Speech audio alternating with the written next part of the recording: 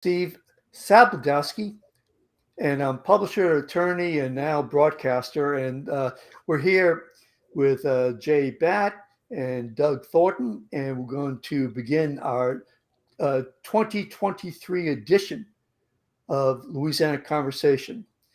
I'm going to turn it over to Jay Batt. Jay, as you all know, is former New Orleans City Councilman, real estate advisor with Engels and Velker, and past president of New Orleans City Park. Now that's the short version of his background. I could go on for about an hour, but Jay, take it over. Thank Well, you. thanks, Stephen. But given who our guest is, I mean, the titles and what he's been doing for the last 25, 30 years, and not only in our market where most everybody thinks he is all the time, and when we get into the conversation, they'll understand where his tentacles reach and what he's been doing. That's Doug Thornton at ASM Global, which used to be, was acquired by his former company. And he's been with, how long has ASM Global been your employer officially, Doug? About 3 years now? Almost 5, actually. That's 5, pardon me, man. Yeah. COVID threw, with my timeline with COVID, the timing seems to, I'm not able to grasp it. But Doug, as everybody knows here in New Orleans, right after Katrina, where Doug really became famous, infamous, not infamous, famous, was the rebuild of the Superdome, maintaining the Saints in our city. The governor tasked him with putting the Superdome back together after Katrina. The roof was opened up. It was just a bad situation. He had, I think, 8 or 9 months to throw it back together. And boy, did he rise to the occasion. He did it. And the rest is history. And the Saints went on to win a Super Bowl a few years later. Doug's a dear friend of mine. He and his wife, they live across the street now. And I'm honored to call him friend. And Doug, I'd like to ask you just to go ahead and just open it up a little bit with what you do, in broad strokes, and then we'll get into some of the details, if that's all right. Well, thank you, Jay, and thank you, Steve, for giving me the opportunity to join you tonight. So, as Jay mentioned, ASM Global is the new name of our company. Most people may recognize the name SMG, which was the brand that functioned here at the Superdome for so many years. Actually, our company, SMG, formerly SMG, got its start in Louisiana back in 1977. It was the first company to manage a public facility like the Superdome. The Superdome was actually one of a kind back then too. It was, as you may recall, the second dome stadium after the Astrodome, but it was one of the first stadiums to be financed with revenue bonds, which allowed the state to then contract with a private management firm. At that time, SMG was owned by Hyatt Management Corporation.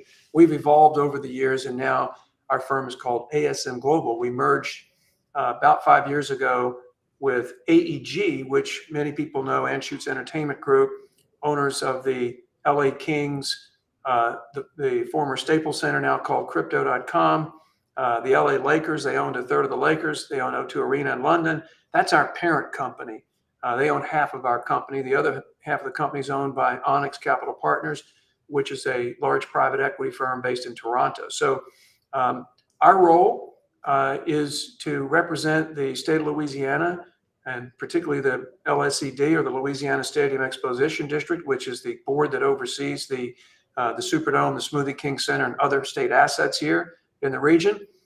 We have a management contract to serve as their agent and handle basically the entire operation here.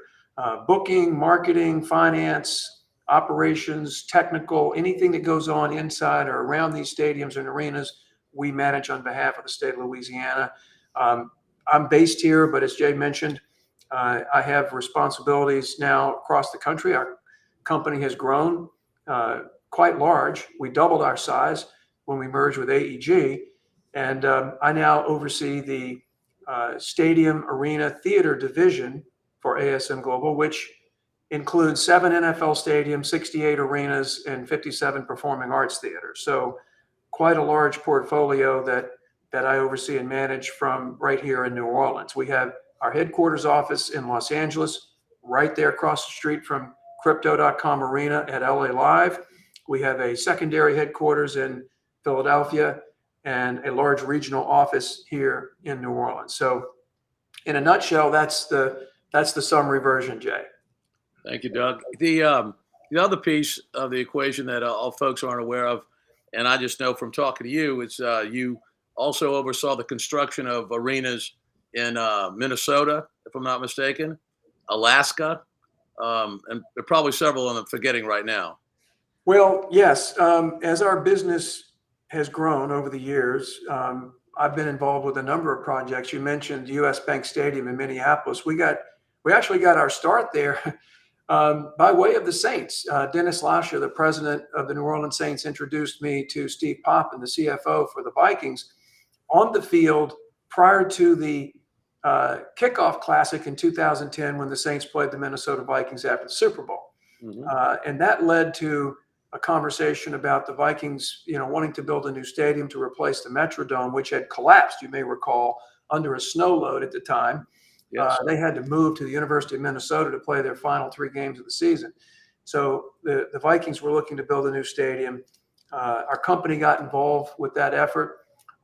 We helped advise them on how to construct the revenue model to support the bonds and the indebtedness that it would require to build the stadium. And that was a really good public partnership. The Vikings wound up putting in about $650 million, and I think the state, through the Minnesota Sports Facilities Authority, which is the equivalent of the LSED here, put in about $500 million. And of course, that stadium is now fantastic. It's one of the finest in the NFL. But I was involved in that project from early days, all the way through the pre-opening and opening of it in 2016. And we still manage that property today and have a long-term contract to manage it. So that's just one of the 7 stadiums that we oversee. The project you were referring to, Jay, actually wasn't in Alaska. It was in Hong Kong. Oh, pardon me. Okay. It was in Hong Kong. We were involved with a tender there. They don't have RFPs in Hong Kong. They have tenders. As you know, Hong Kong is a little bit of a different environment than the U.S., but we were actually selected. Our company was selected to be the operator of a project that included a 55,000-seat retractable roof stadium, a 10,000-seat arena, a 5,000-seat public sports ground with a running track, and about 600,000 square feet of retail. Very, very large project, $4.1 billion of U.S. Dollars in that project. And we're operating that project as we speak. It hasn't opened yet. It's going to open in late 24. It's a 4-year construction. So yeah, we manage properties around the world, but my focus is in the domestic U.S. With the 7 NFL stadiums, 68 arenas, and 57 performing arts theaters. So let me interrupt and just say that we have Juan LaFonta, or Juan, saying, Doug and Jay, awesome combo. And we have Casey Nunez saying nice. So those people who want to comment, please go ahead and do comment and we'll post it. I do have a question, and that is the lease, or at least the contract with the Saints, that ends in 2024. Is that correct? 2025. Oh, 2025. Okay. So do we have any reason to worry? No reason at all, Steve. It's a very good segue into probably our next topic, and that is the renovation of the Mercedes. I'm sorry, Freudian slip. That's the quite Caesars Superdome. I wondered how many times I would say that. I have to put the quarter in the jar now. So the Saints lease runs through 2025. There are options to extend it.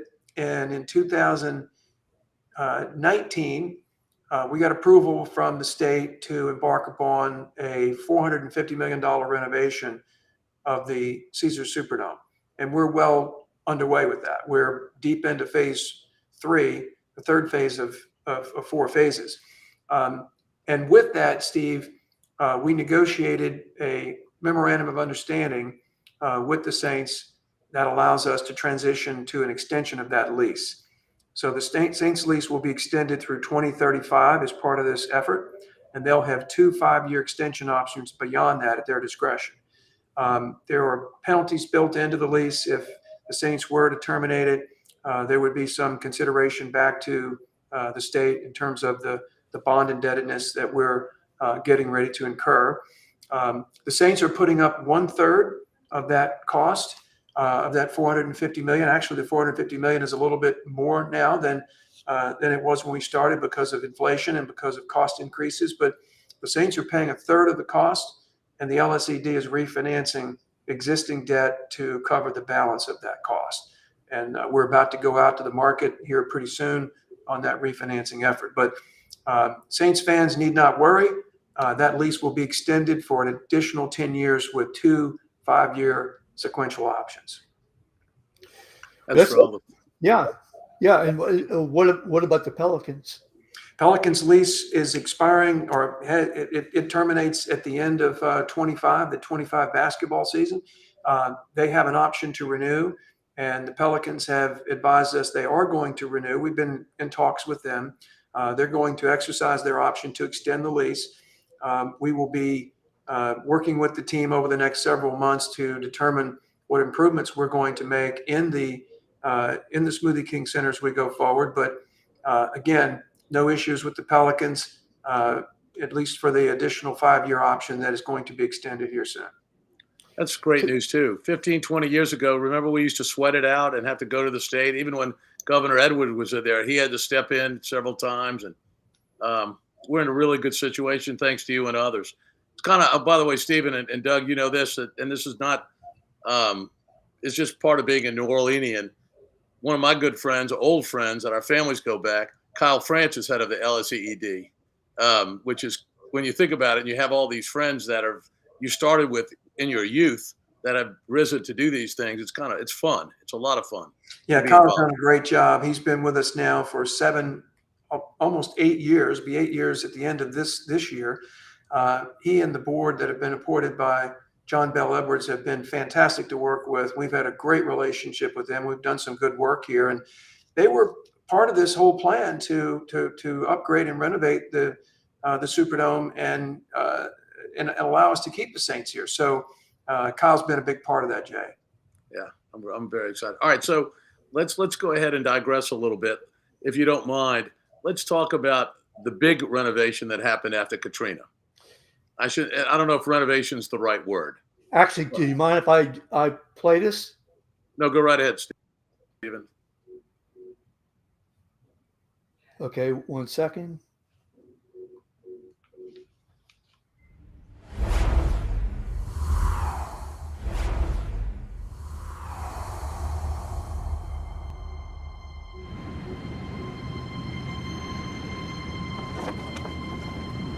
Back in 2005, people still called them the Aints.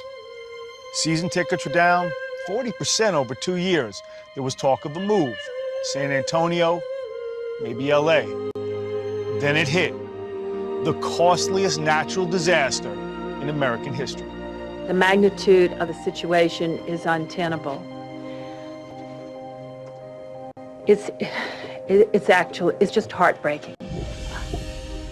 When I went to the dome and I saw the water everywhere and the people and the crisis that was going on, it certainly became the symbol of despair. The widespread belief was that the Superdome would be demolished and the Saints would move away. There was, however, an alternate belief. Governor Blanco, she, I think early on, came to recognize that the psyche of the public was critical. And she also quickly came to understand that the Superdome and the Saints could be a critical piece of that. Governor, people are out of work, people are homeless, and you made a decision to fast track a football stadium. Why? Every time they talked about the hurricane, the cameras panned the rooftop of the building, and it represented our heart being ripped out of our soul. And I felt like if it stayed there for any length of time, that it would also take the heart and the energy out of the individuals who were trying to rebuild their businesses, who were trying to put their homes back together. Was this a symbolic decision or an economic one? If we lost the Saints, it meant that we lost a lot of tourism money. It meant that we lost jobs. And I didn't want to be the governor, who allowed the Saints to leave. Gradually, a long-shot vision took shape. Keeping the Saints would require two things: saving the dome and the blessing of team owner Tom Benson. I remember talking to Mr. Benson when he was negative about the likelihood that the Superdome could be salvaged. I said to him, Tom, I may be right that it can be done. You may be right that it can't be done. But right now, the one thing we have to agree on is we have to try. Paul came to me at one point in time and he said, Governor, if you can get the dome open, I will make sure that Tom Benson does not leave the city of New Orleans. I said to Doug Thornton, what's your timeline? He told me it would take over 2 years. We probably couldn't have it open until maybe January of 2007. And I said, you can't wait till 2007. It's got to open for 2006. Because if they play elsewhere, you'll never get them back. And his comment to me was, you give me turf and make it safe for the fans, and we'll play football. And I said, Paul, it's a deal. We hadn't received the first penny from FEMA. We haven't hammered the first nail, but yet we've committed to play football by September. My own staff thought we were crazy, or I was crazy. I said, okay, Doug, let's go. You've got it. Let's go.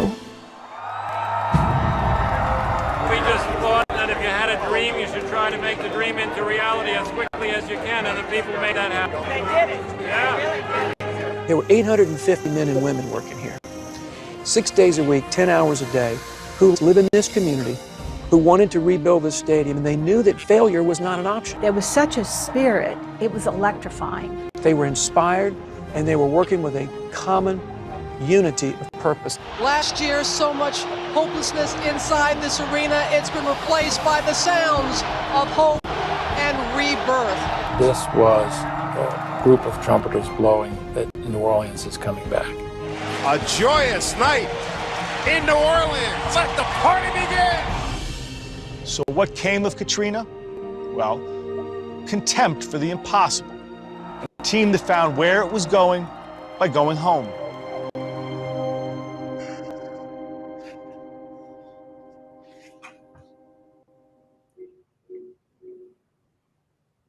Is that it? Wow. Yeah, that's so. I get misty when I watch that still. Two of my favorite people in that video, Paul Tagliabue and Governor Kathleen Blanco. I didn't know Paul. I've only met him a couple of times. But let me tell you, Kathleen Well, Blanco does not get enough credit for what she did and what she led when it came to the Saints and the Superdome. I know she's had her critics, but she rose to the occasion in a huge way.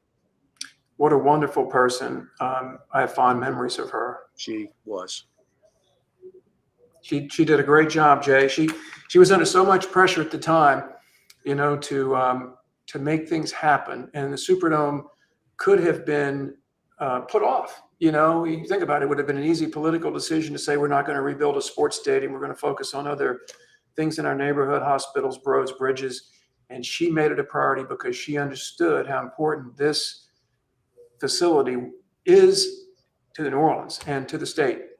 And she knew how important the Saints are to the state, and we could not lose them. So she made it a priority at a time when other people felt like maybe it shouldn't be.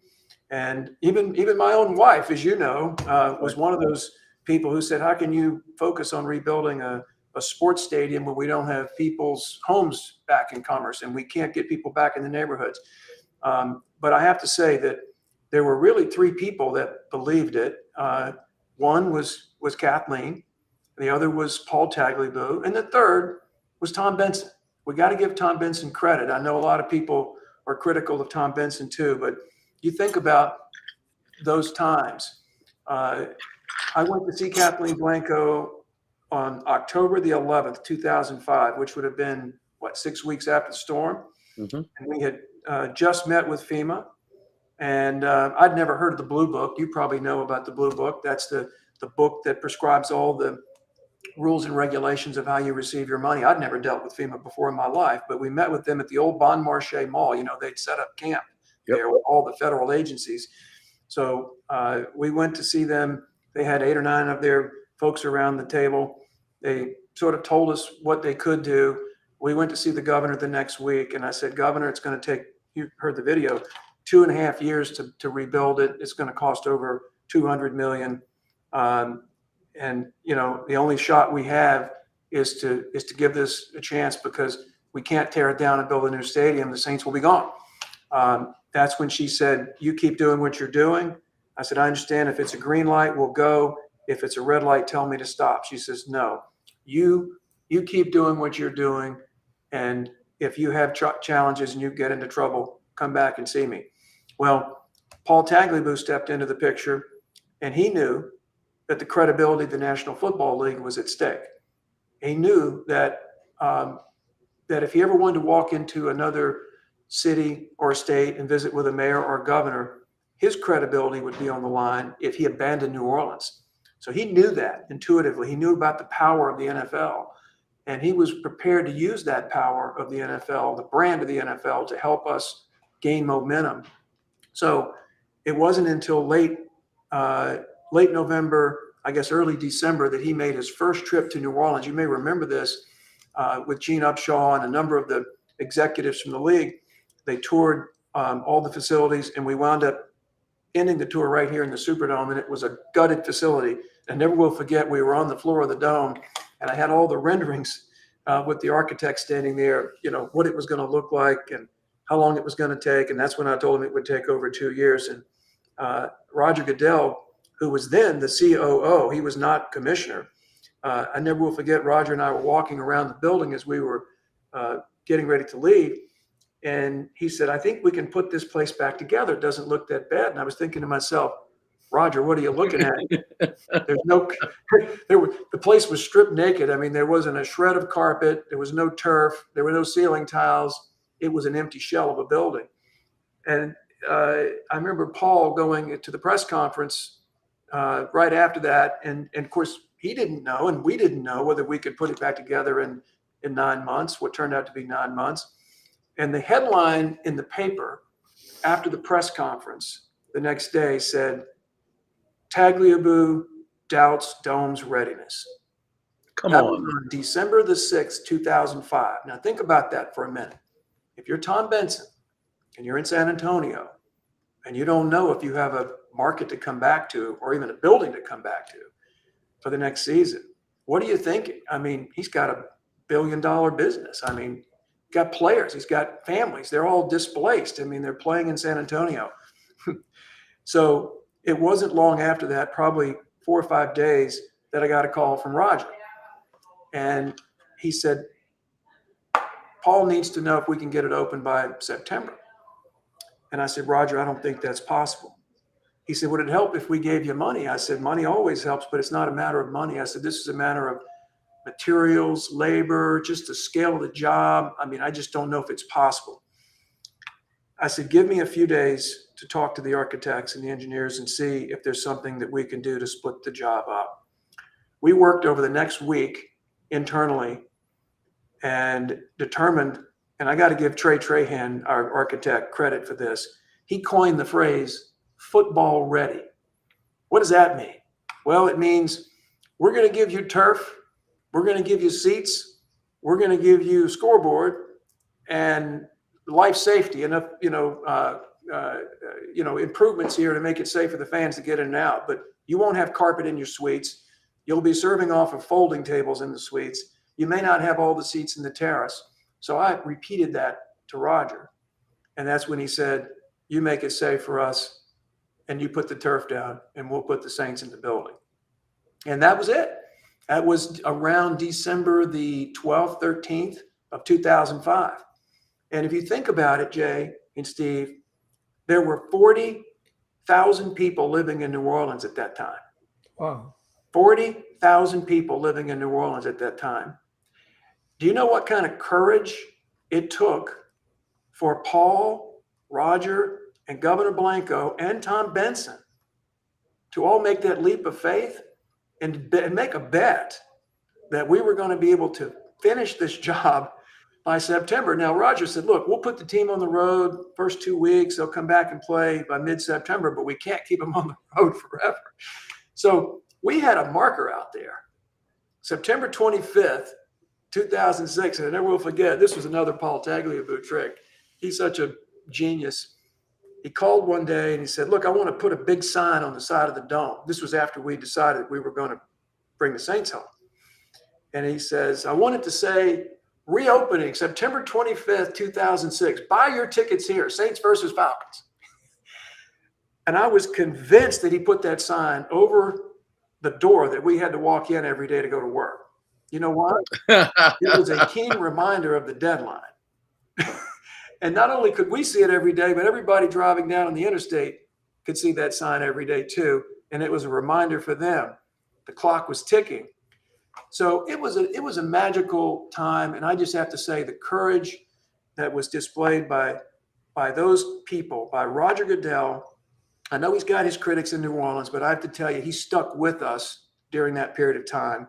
He was the guy who Paul appointed to work with me on a regular basis. I mean, we talked once a week on progress, but Roger, Paul, Kathleen Blanco, and Tom Benson all had the courage to say, yes, we believe in New Orleans, even though there's 40,000 people living there, even though you've got a building that's been shredded and you believe that you can bring it back to life by September. We believe in you and we're going to help you. And they wound up giving us $20 million, as you may recall. We needed 200, turns out we need 225 million to finish the job. And we were able to get it done.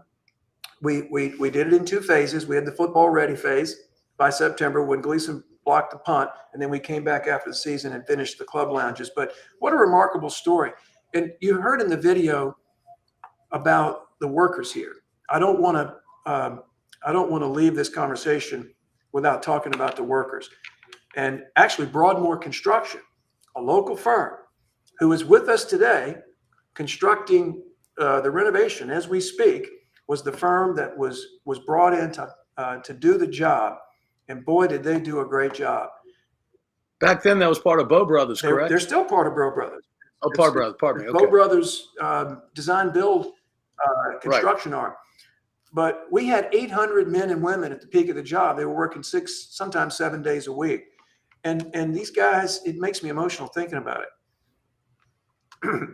Well, what I wanted to point out to everybody who's listening, and Stephen, you, one of the reasons why I like and respect this guy so much, Doug Thornton, that is, you didn't hear him say I once. Mm-hmm. It was all about everybody else, the workers, the other leadership. Never once did you say, I did this, I did that. And you were the one that made it happen. You had the boots on the ground. You had the people rallying behind your leadership, Doug, and it happened. You had the people give you the green light, but they weren't there in the trenches every day making it happen. And you're the one that made it happen. Well, the lead, I appreciate that, Jay, but the massive amount of teamwork that it took, those 800 men and women that were here 6-7 days a week, what I was going to tell you is that many of them brought us pictures of their fathers who were constructing the dome in 1969, 70, 71, whatever time it was back in the day. So they were vested in this. You know, when you get vested in something like that, you know, you're not going to let it fail. So they were as committed to making this work as anyone, you know, these men and women who worked here every single day. And it was just a proud moment. I mean, it was a proud moment for all of New Orleans. It was the symbol of recovery. And, you know, I can't say enough about Kathleen Blanco for giving us the green light, because, again, took courage in October of 2005. She could have said, no, we've got other priorities. We're not going to focus on that. But she allowed us to go forward. And, you know, Tagliabue stepped up, Benson stepped up, Goodell stepped up, and everybody played their part. So it was a magical moment in time. You know, I had a lot of respect for our governor.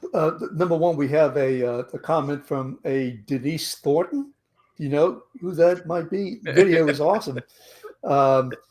Also, I just want to say that Frank Edward Duffy had a very nice comment also that we just posted.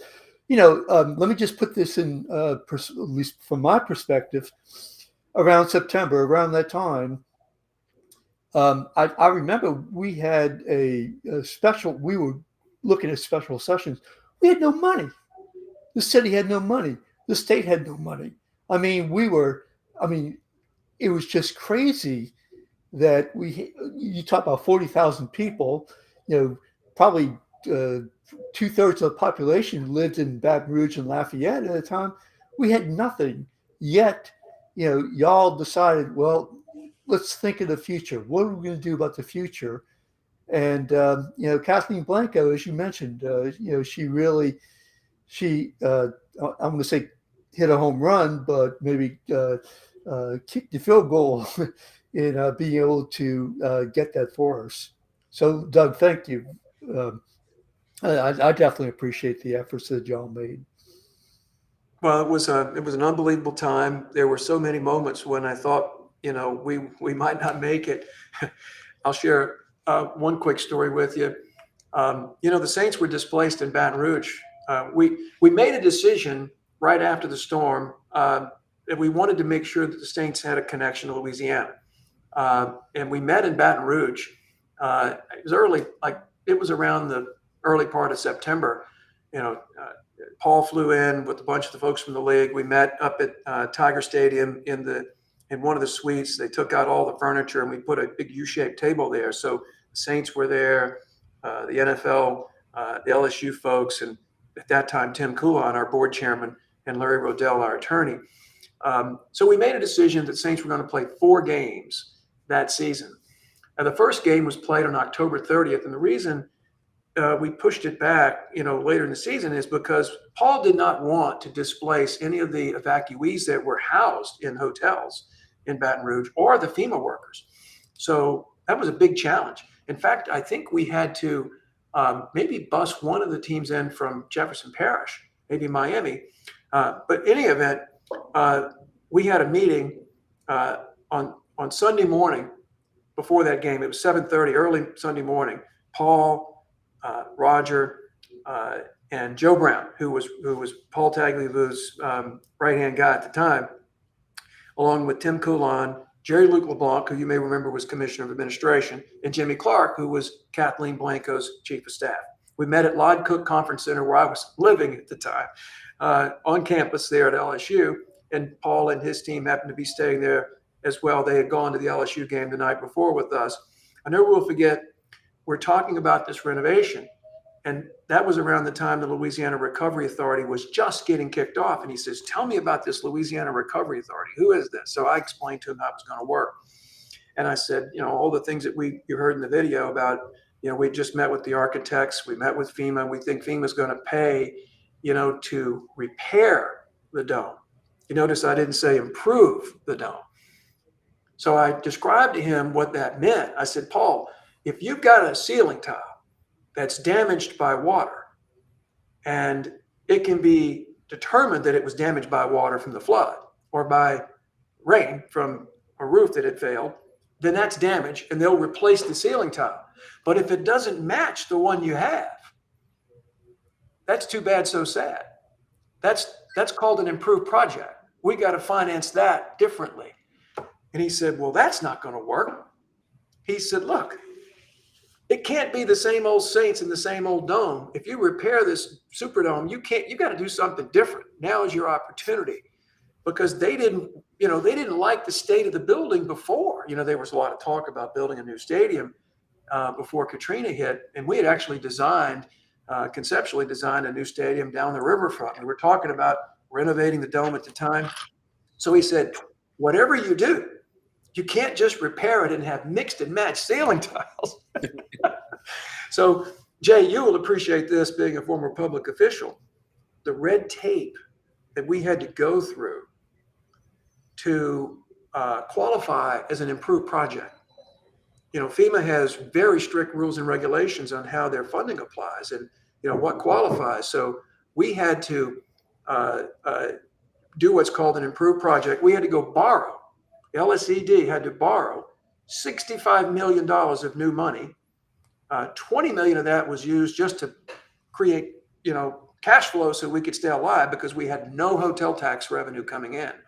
And the balance of it we used to improve the project. So just a little sidebar, little things like that, I look back on it and I say it was miraculous. God was smiling on us. There's no doubt about it. And all this while, Doug's house was flooded with 8-9 feet of water in it. He lived right around the corner from us. He and Denise are doing all this. Denise was doing the Beacon of Hope, but doing all this without thinking about themselves one iota. Yeah, we had 7 feet of water in our house, and I never will forget the first time Denise and I walked in there. Jay, you remember the neighborhood. Oh, yeah.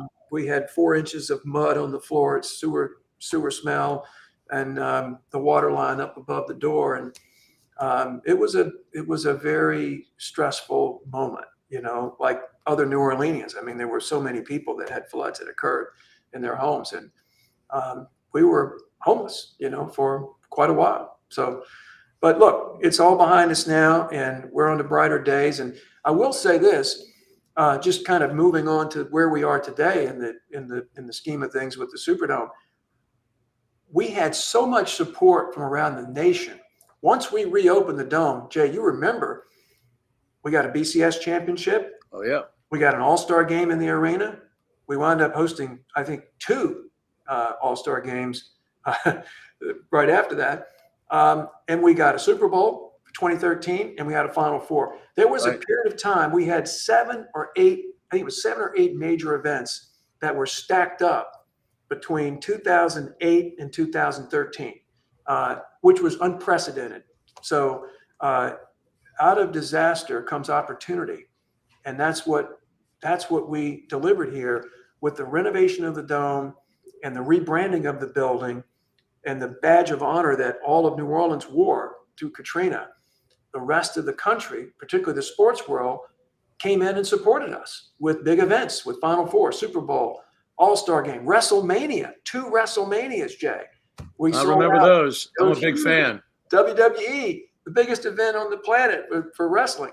So anyway, out of bad things, sometimes good things happen. And I think that's really kind of what happened to us here. We were able to renovate the Superdome and put it back into commerce. And now we're embarking on yet another chapter, with our renovation that's underway today. 4 phases, as I mentioned. It's going to wind up being closer to $500 million when it's all said and done. But I think fans are going to be amazed when they walk in. It's going to be unbelievable. We're basically taking the ramp system. And for those season ticket holders who are out there listening, you know exactly what I'm talking about. The ramps are gone now. And we have put in these exit stairs. There's 80,000 square feet of space, 40,000 on each side of the building, the east side and the west side, that has been reclaimed from top to bottom, okay? And we are constructing 2 brand new club lounges between the goal lines on the east and west side. And the east side is under construction as we speak.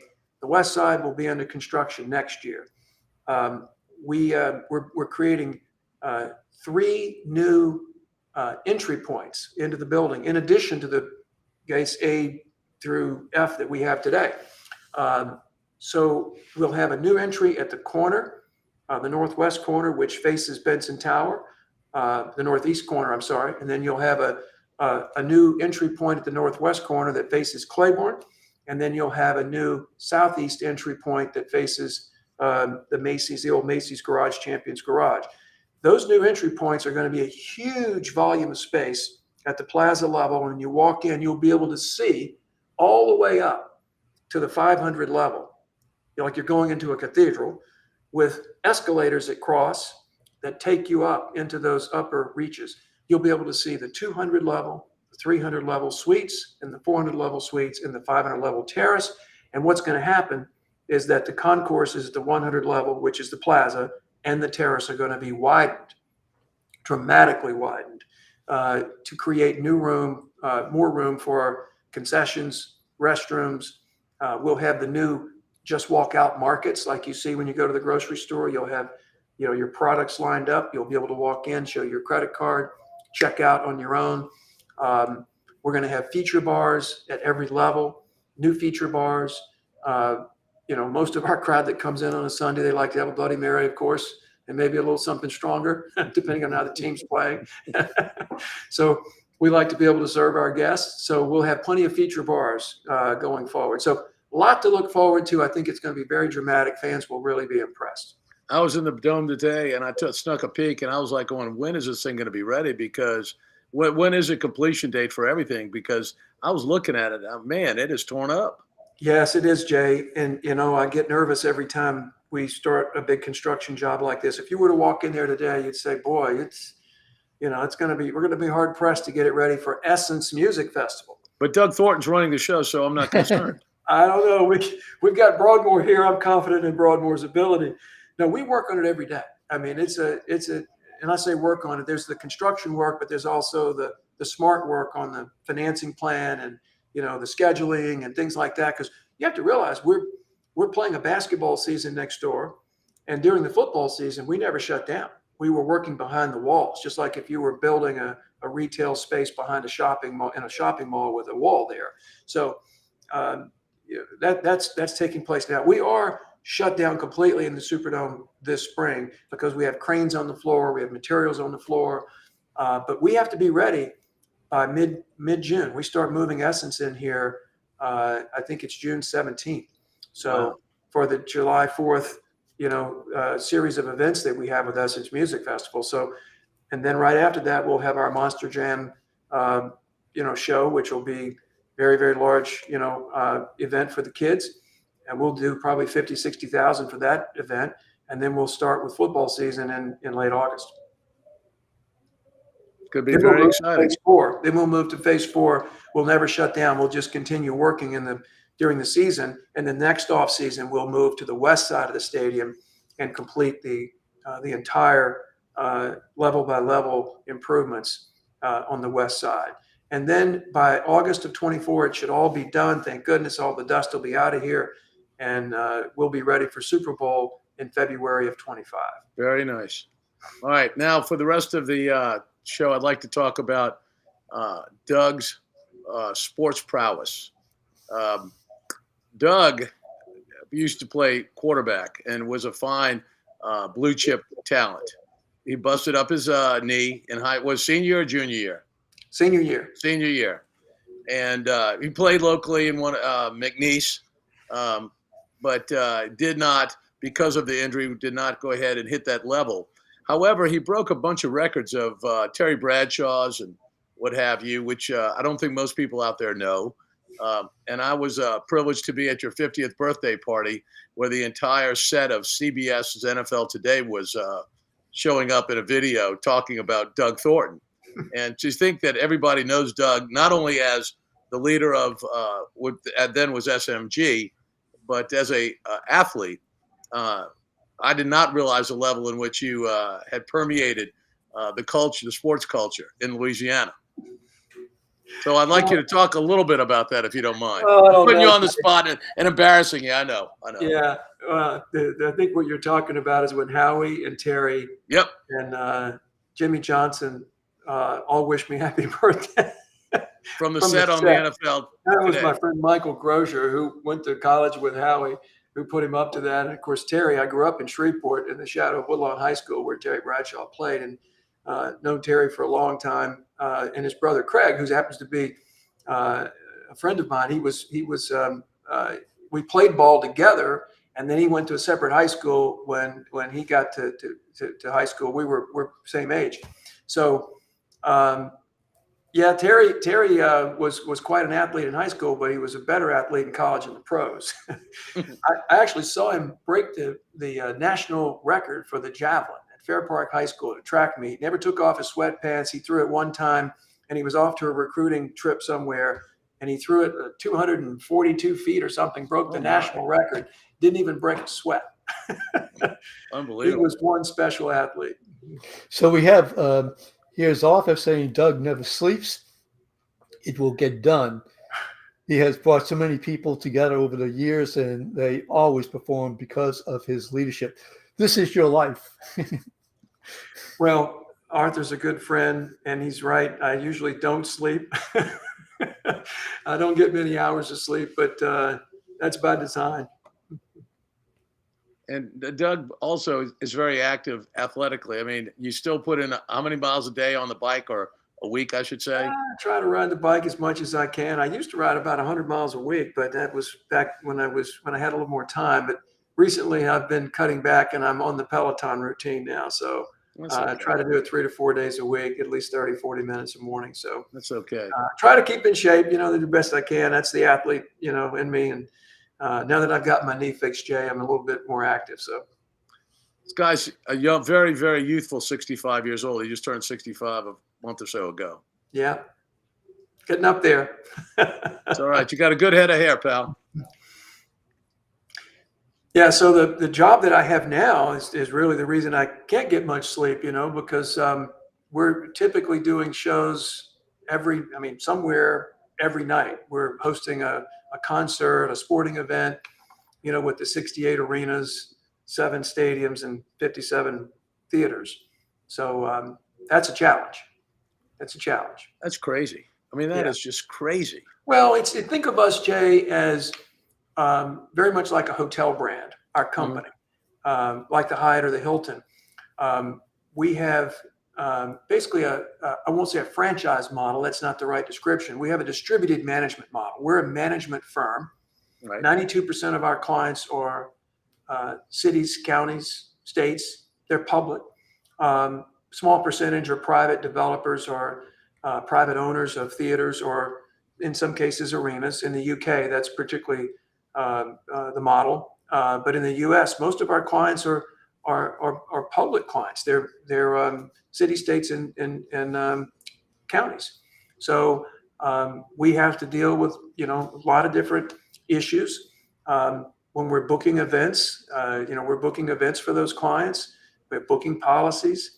We're booking concerts. We're booking everything from professional bull riding to Bocelli. So it's a very, very diverse array of venue products and different events that we put in those venues. Different venue types in all different market sizes. I have a team of people that work with me. This is obviously not something I could do alone. So we've got several regional vice presidents who report up to me. They each oversee a number of accounts. Like the Superdome would be one account, but there may be 3 or 4 facilities like we have here in each account. In Jacksonville, we run the stadium, we run the theater, we run the convention center, we run the arena. It's a 14,000 seat arena there, beautiful arena, and the baseball stadium. So we have 5 facilities that we operate under the city of Jacksonville umbrella. So, that's a handful. How did you get involved with all this?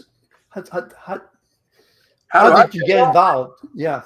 Well, that's an interesting story, Steve. My college degree is in business administration, and I have a petroleum land management degree from University of Houston.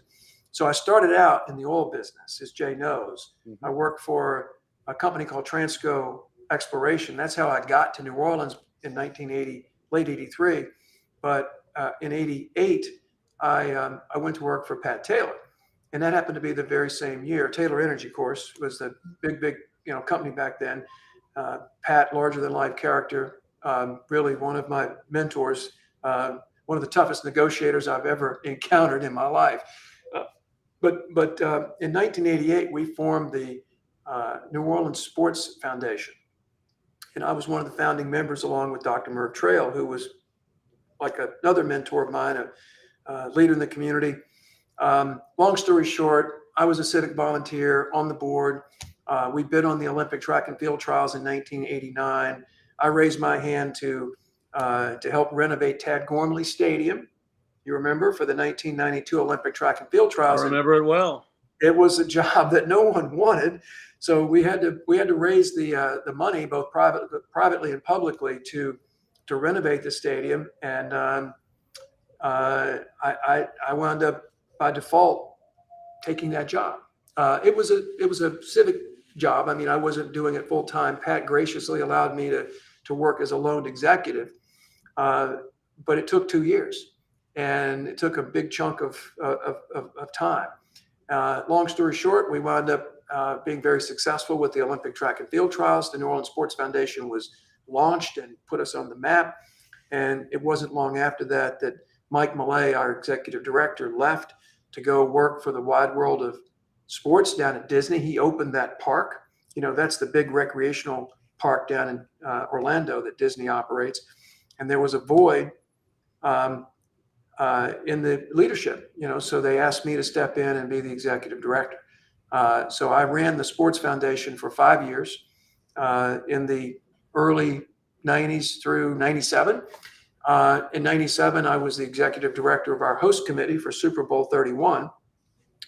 And I was doing events, with the Sports Foundation. I was doing events inside the Superdome, Junior Olympic Games, SEC basketball championships, USA Gymnastics championships. We did USA boxing. So I was doing, as a promoter, I was doing events in the Dome. So I was familiar with the Dome and SMG operating the Dome at the time. So the guy that was running the building then got moved up to elevated to a higher position within the company. They asked me to join SMG in 1997 as the general manager of the Superdome. The arena wasn't built then. Actually, it was about to be under construction. The Sports Foundation was involved in basically in the funding for that in 1993. If you remember, that was part of the Superdome refinancing package that Edwin Edwards had approved in the legislature, that built the Alario Center. It expanded the Pontchartrain Center. It built the Saints training camp, built the arena. It was a $280 million bond package. So that's how I got into the business. In 1997, I became the general manager of the Superdome, and our company grew. I grew with it. I loved my job. I'm passionate about it. Some people like to play golf. Some people like to fish. I like to work, so. And you're good at it. I wound up doing what I do. I guess that's how I got here. So you asked the question, and that's the answer. And it's been an interesting time, the whole career. What does the future hold for you, Doug, going down?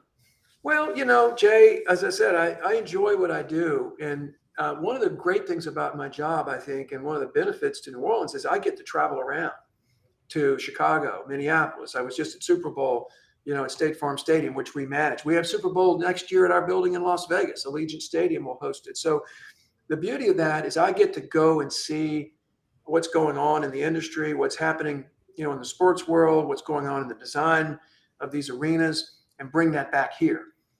So I want to continue to be involved in that. There's going to be a time when I probably hang up my cleats, so to speak, and I don't think it's anytime soon. I certainly want to get through this renovation that we're doing today and get through Super Bowl in 25, but I can see a continued involvement, whether it's here or here and somewhere else, in some type of role. But I want to stay active, and I want to stay in and around the business. I enjoy it. I have great contacts in the business now through the years. So I can't tell you what the future holds 5 years from now, but certainly in the near future, I'll be right here where I'm at. Okay. So I'm not going to go into this right now, but this guy would have been a great mayor in our city had he decided to do something like that. We talked to him, but he would have been a great mayor for our city, without a doubt. Well, that's nice of you to say, Jay.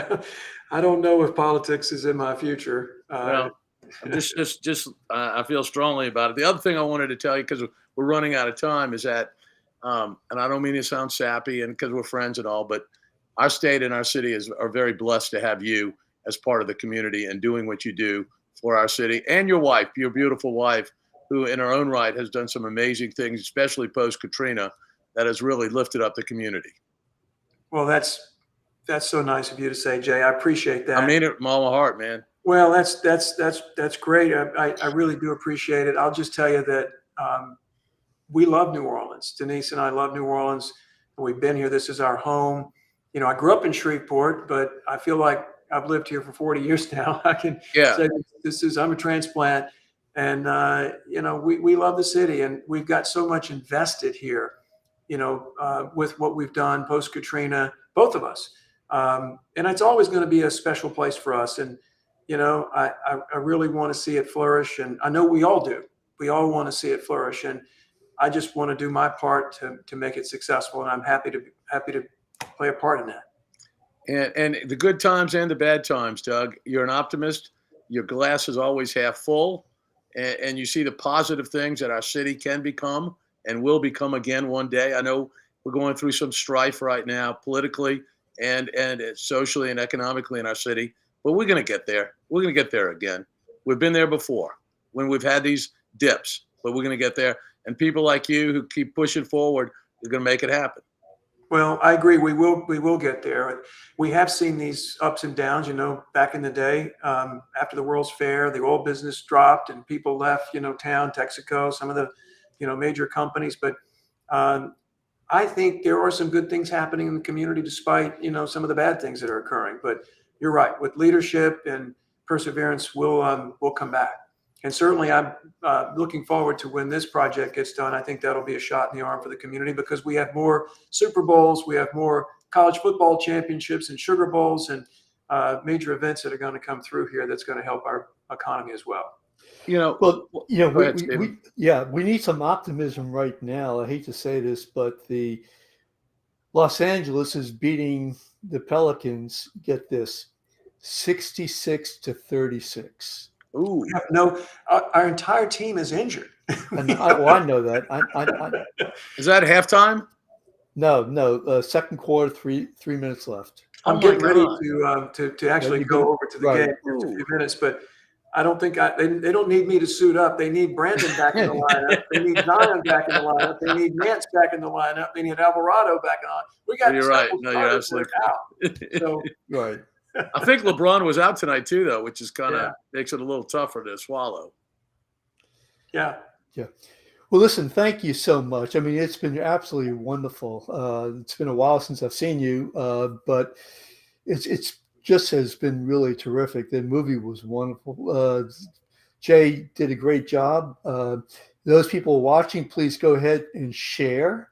We're going to be making an announcement soon about our next show, moving forward in 2023. Jay, you have any last words? No, I just want to thank Doug for taking an hour out of his time. I know how busy he is, and I really appreciate you doing this evening and sharing the stories with the audience, Doug. It's because not everybody gets to hear and see exactly what happened behind the scenes and hear about it from the horse's mouth, and you were there in the muck and mire, and it was very exciting. And for me, who I know all this, I've listened to it, I've seen it.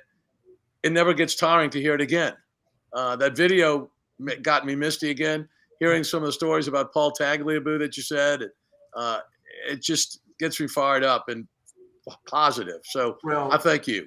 Thank you both for having me on. And I too got a little misty there, Jay. You don't think about it for a while, and then when you see a video like that, it brings back all those memories. Oh yes. And before we leave the show, I want to give a shout out to you, because I remember when Denise, my wife Denise, was forming the Beacon of Hope, and you as a council member helped put that together, and obviously that went on to be a big success in Lakewood South and in the Lake District. And you deserve a lot of credit for standing up, for the Lakewood Beacon and helping her along the way. And without that, there are many, many, many homeowners in Lakeview and the entire Lake District that wouldn't be with us today. So thank you for your leadership too. It's a labor of love for both you and I. We enjoy doing it. So thank you very much. Real quickly, we have Kathy Carnahan, fantastic and uplifting. Also, we have James Hardy, great program. Jamie Hardy, Jamie Hardy message. How about that? Hey, Jamie. Jamie was one of the original founders of the Sports Foundation. Right. Yeah, he was right there with us. He's out in California, Stephen. Oh, really? How about that? Yeah. Okay, guys, listen, thanks so much. I know that the Pelicans are waiting for you, Doug. they need you badly, so listen, take care, y'all. We'll see you. I'm going to end the program right now. Doug, if you could just hold on 1 second, sure. As we say goodbye. Again, everybody, please share with others. Share with others. Everybody.